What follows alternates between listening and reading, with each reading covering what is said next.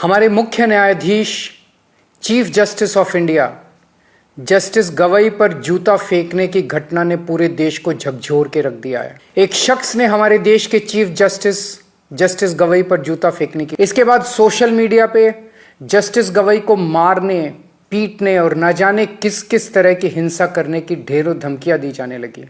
इन लोगों ने ना ही जूता फेंकने वाले के खिलाफ कोई कार्रवाई की और ना ही धमकियां देने और अपमान करने वालों के खिलाफ इन लोगों ने कोई कार्रवाई की।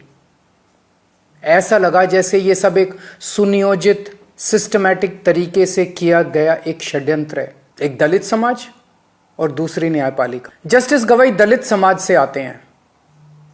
इन लोगों को यह बिल्कुल बर्दाश्त नहीं हो रहा कि दलित समाज से कोई व्यक्ति अपनी मेहनत और लगन से न्यायपालिका की टॉप पोस्ट तक कैसे पहुंच गया। क्या ये इनकी हरकतें दलित समाज को डराने और अपमानित करने की कोशिशें नहीं है?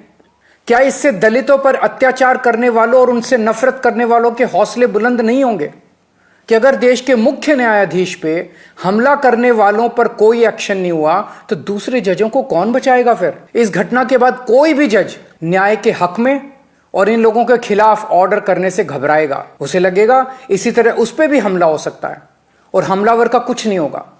उसे लगेगा उसके और उसके परिवार को सोशल मीडिया पे धमकियों और अपमान का सामना करना पड़ सकता है और जज को बचाने वाला कोई नहीं होगा। चुनाव आयोग, मीडिया और विपक्ष के बाद अब ये न्यायपालिका की आवाज को दबा के पूरे लोकतंत्र को खत्म करना चाहते हैं। न्यायपालिका की स्वतंत्रता हमारे देश के अस्तित्व के लिए अहम है। न्यायपालिका का ये अपमान देश के संविधान का अपमान है, बाबा साहेब का अपमान है। यदि आप सच्चे देशभक्त हैं तो आप चुप नहीं रह सकते।